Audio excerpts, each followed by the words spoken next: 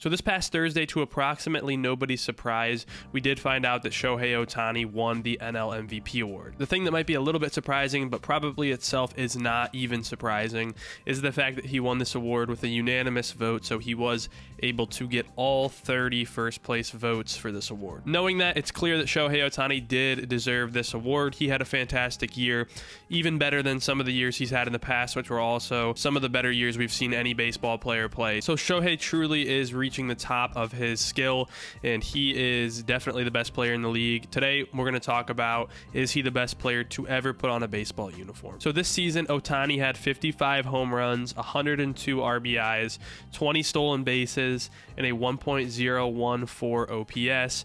These are pretty much offensive stats, but we also know Shohei Ohtani is a great fielder and also was able to provide 14 starts for pitching, 47 innings pitched with a 2.87 ERA. So he was obviously also a very effective pitcher for the Dodgers at times this season. The funny thing to me is when Shohei won this award, he was interviewed and said he doesn't even aim to win the MVP, which makes sense. But when you think about it, this is a guy who obviously doesn't even need to try to be the best player in the league. He just simply is the best player. He goes out there and he pitches and he hits, and he does both of these things at an extraordinarily high level. You can make an argument that he is a top 3 player in both of those separate categories, which is just something that we have never seen before in the MLB. So a phenomenal year by Shohei, and it really does just add to a resume that is building up to be one of, if not definitely, the greatest player of all time. In Shohei's 8 seasons in the big league, he's won an MVP award 4 times, so that's literally half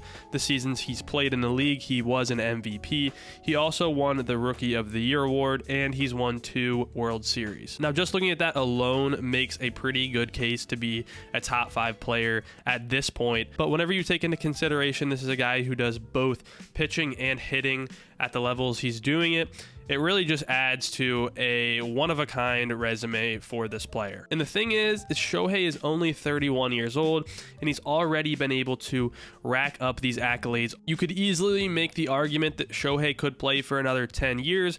I wouldn't be surprised if he's able to play into his 40s.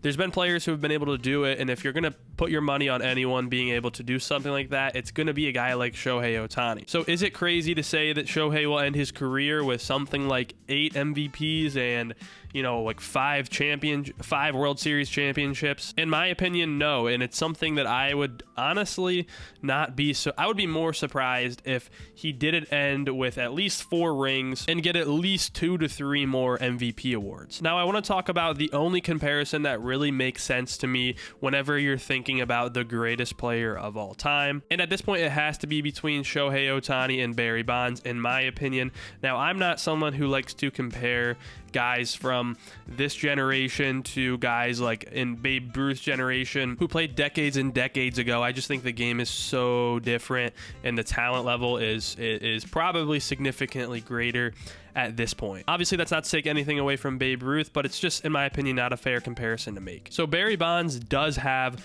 the whopping 7 NL MVP awards, which is kind of his main claim to being the greatest player of all time. But like I said, Shohei could easily, in my opinion, get up to 7, and there really wouldn't be an argument at that point. But even if we're assuming that Shohei never gets to 7 MVP awards, the thing with Barry Bonds is he was never able to win a World Series. At this point, we already know Shohei's won 2 of them, and there's a very good chance he's able to go out there and win a couple more. And then tack on top of that the fact that Shohei Ohtani pitches when Barry Bonds obviously wasn't a guy who was pitching. If you want to make the argument to me that Barry Bonds is a better hitter overall than Shohei Ohtani, I maybe would agree with you. The argument of greatest player of all time to me is an all-encompassing player. It's not only hitting. And to me, Shohei Ohtani does clearly edge Barry Bonds simply because of the fact that he's won 2 World Series and he's also a pitcher. I think those are the 2 statistics that really prove to me that Shohei Ohtani is the greatest player of all time at this point, and he is going to continue to add to that resume. That said, let me know what you guys think in the comments down below. Is Shohei Ohtani, with this most recent 4th MVP award, entering the greatest player of all time, or is another guy like Barry Bonds still holding on to that title in your opinion? As always, leave a like if you did enjoy today's video.